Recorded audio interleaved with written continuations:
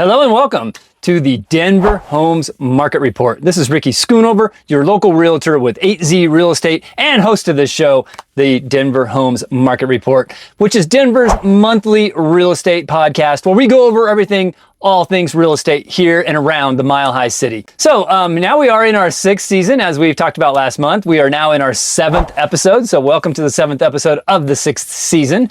Thank you very much for tuning in. And let's see, last week we talked a little bit about buyer's market. Actually, the last two sessions have been about buyer's markets because we are in a solid buyer's market.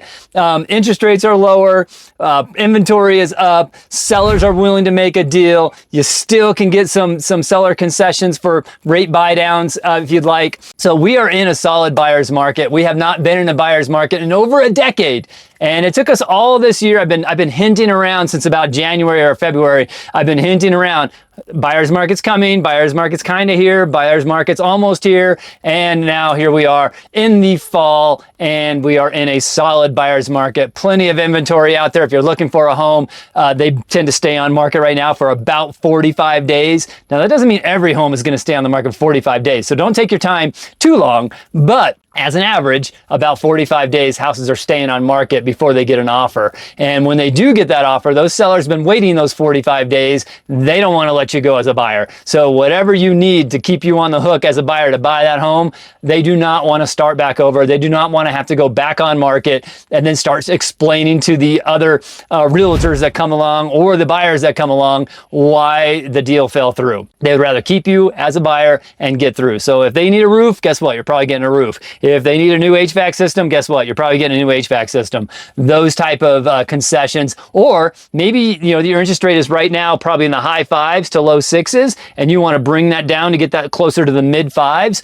Asking the seller for $5,000, $10,000 at closing, you're probably going to get it. So buyers are in the driver's seat right now. You do have some time to make your decisions. It's not like back in 2020 and 2021 where there was 20, 30 people lined up out the door. You went on the market on Friday night. You did open house on Saturday. And by Monday, you had multiple offers, $100,000 over the asking price. Those days are gone. Buyers, you can rejoice if your job is secure right now and looking to buy a home.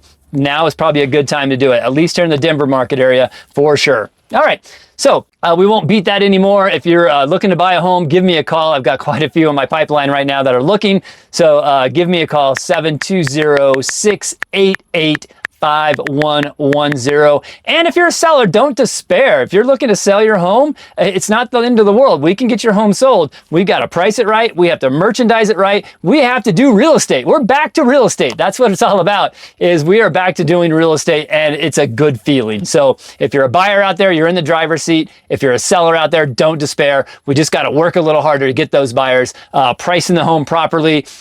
We can't look at the comps that sold 2-3 months ago and say, okay, well, they sold this much. The market's been going up by 3 to 5%. So now we can go 3 to 5% higher. That's not going to happen. Now we're going to be looking at the comps and being like, okay, the market's been slowing down over the last 6 months. And so we've been coming down 2 or 3%. So let's market appropriately. And if we think your comps were at 725, let's come in at 675 or maybe 700, somewhere in there. So we just had to price it right. And then merchandising, making sure the curb appeal is great. If we have the opportunity for curb appeal, making sure that when the buyer walks in, as soon as they walk in, within seconds, the buyer's like, this is the right home. And then they walk around and their psyche will confirm that it's the right home. If they open that door and they feel, or they pull up to the curb and they're like, this is not it, then they're going to walk around the home and they're going to verify with everything in their psyche that this is not the right home for them. So that first impression is so important. It's always been important, but now even more than ever, because you don't want to wait another 45 days for that next buyer to come along. So just a little bit of tips there as far as the buyer's market. Yes, we're in a buyer's market. Sellers, don't despair. We can get it done. We just got to do it right. That's how that comes down to. So today we're going to talk about something else, a little bit different. It's still real estate related. This is talking about credit. So I went to a class recently. As a real estate professional licensed here in Colorado, we're already required to go to a certain amount of continuing education or CE courses to where we can learn about what's going on in the industry. And then as a realtor, we step that up a notch, right? We have a strict code of ethics that we follow. So we have additional training for that. And so today I went, or not today, but the other day I went to a class, and I'm going to pass this on to you, where we talked about credit scores. And, you know, a lot of times, at least for, you know, like those of you that check it through the Credit Karma, or for me, I'm with Navy Federal. You know, I was in the Navy, so I've always had Navy Federal since I was in the Navy, and I've continued it on. They're a great credit union. But they give me every month on my statement, they'll let me know if my credit score has went up or down. Well, that Credit Karma score and that Navy Federal score, those are kind of like feel good or consumer scores, right? They're not your actual score. Like if you're going to go buy a television or get a credit card, or you're checking out at the Best Buy, and they're like, hey, if you open up a credit line with us or credit card with us, we'll give you, 20% off, or whatever it is, or buying a car or buying a house. Those all have different models, different credit scoring models. And the one that you get from Credit Karma, or the one you get on your credit card statement or your credit union statements, those don't go through any of those models. All they do is tell you kind of a general idea of what your credit score is. So you might be really shocked, right? If you go to apply for a mortgage and you find out that they check with Experian, Equifax, and TransUnion, and then they do the middle FICO, and you're like, wait a minute, why is that score so low? Well, think about it. Your home loan is usually the largest loan you're going to have in your life. So it's a lot of money, and then it's spread out for a long period of time, right? 20, 30, 15, 20, 30 years. So your credit score, the investors that are going to invest in that type of product, they want to protect their investment. They want more guardrails on that they're going to get their money back over the long haul. So, and on the other side of that, let's say you're going to go buy a TV, like you got a big football game coming up or something, or a big basketball game. And so you want to go buy a new TV for your friends to come over and watch the game. You don't quite have the funds. You're like, oh, you know what? I'm just going to go buy this at like the Rent-A-Center where I can make payments. So you go do that. Well, that is, first of all, the interest rates are much higher, right? Your mortgage is down here around 5-6%. And that rate, they can be up there around 20-25%. So they're going to get their money back much faster. And so their scoring model on that's going to be a little looser. They're going to allow you to have a little bit lower score, maybe have some hiccups in your credit. They're not going to worry about that too much, because they're going to get a down payment on that TV, which is probably enough to almost already cover their costs. And then you're going to be paying payments on it to cover the rest of it, of what they're selling it to you for, plus the interest. So they're not going to be quite as strict as someone that's loaning you money to buy a house. So that's a little bit about it. Each one of those have a different scoring model, whether it be a car or a credit card or a store credit or your house. It's all different. All right, so that's one thing I wanted to get into, because I don't want you to think like if you go and apply for a loan and then all of a sudden you get all these offers, right? All these trigger leads come in, and you're like, wait a minute, I applied for that loan, but at that bank, but then they went and sold my information. Well, that's not quite how it works. There are third-party companies out there, and when you do apply for those loans, there is a trigger that happens, and when they get that lead, then they can sell that lead, and then all these other companies start reaching out to you and say, hey, we'll give you credit for this, we'll give you credit for that, and it can be very frustrating. So in addition to the different scoring models, which we just talked about, there's also the key takeaway about the trigger leads. So if you want to minimize those leads to come into you, like if you apply for a loan and then you get all these leads that are coming in, or all these offers that are coming in that you really didn't ask for, you didn't ask for at all, you just applied for the home loan, don't get mad at the bank that you applied for the home loan. They don't have control over that necessarily. It is a third party that does that, but you can very much so reduce those down. So the government's working on a program right now. It's probably about another year out or 6 or 8 months out before they get this implemented. So they're going to cut down on this practice naturally. But I have a way now today where you can lower the amount of trigger leads when you apply for loans right away. You can do what's called an opt-in or opt-out. Now, there's a lot of lobbying to the Congress, because if they're telling that people should be able to opt in because it gives you more choices, right? You apply for one loan and then you get all these other choices. But the reality of it is we don't want all the choices usually, at least not for me. If I'm applying for a loan, like I'm already giving them my name, my address, my birth date, my social.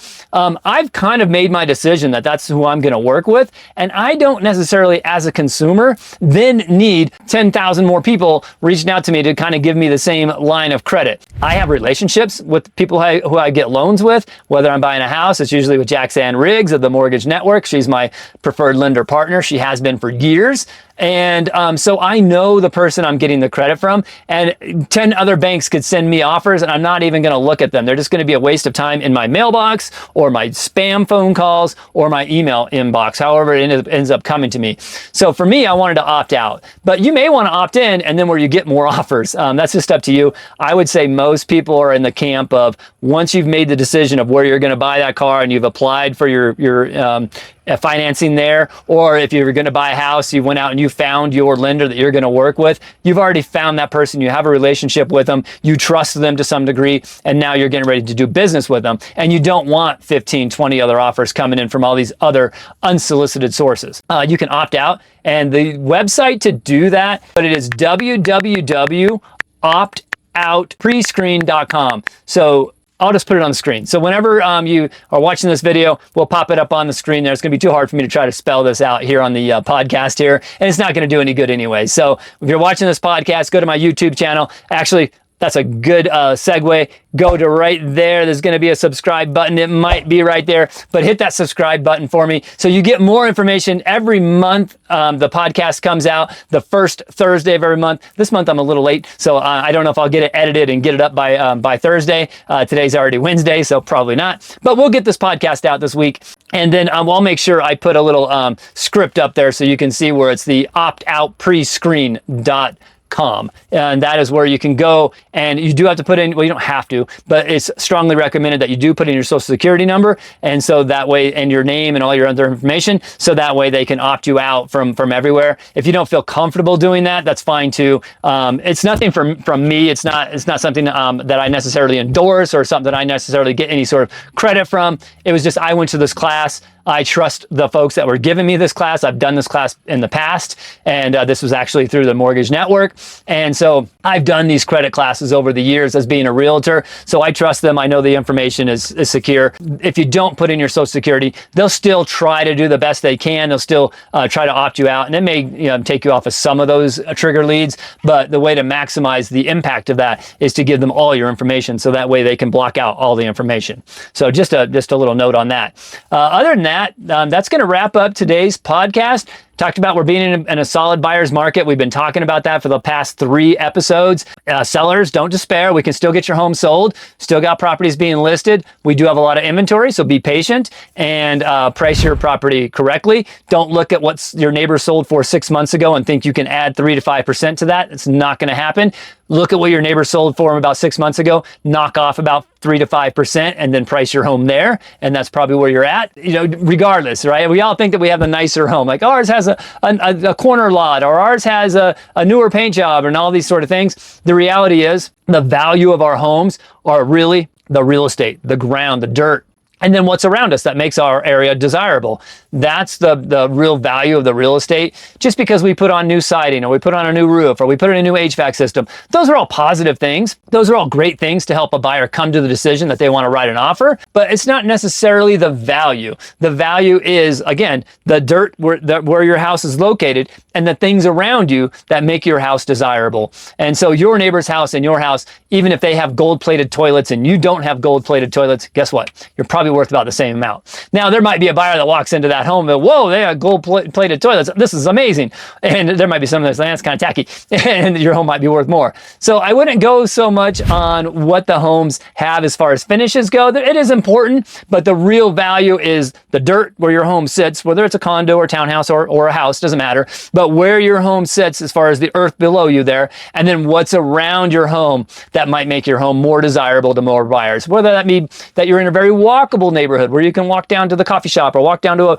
bar, restaurant, or a museum. Or it might be that you're in a really suburban type of place where the streets are very shaded with nice, mature trees all around and nice big sidewalks for walking. That can also have some desirability to it. Or maybe it's close to a good school, those type of things. So where the real value in your home is where you're located as far as the dirt below you, where you own that land, and then what's around that land that makes your property desirable. That's the vast majority of your value, more so than fresh paint, or more so than what model of cabinetry you have or anything like that, or appliances, things like that. It really comes down to the dirt and what's around you that makes your home desirable. That's the bulk of your value. All right, so we're gonna wrap up today. This is Ricky Schoonover with 8Z Real Estate. Thank you for tuning in to the Denver Homes Market Report, Denver's monthly real estate podcast. Appreciate you tuning in. Like I said, hit that subscribe button. It's either there or there. Hit that subscribe button, and please tune in next month,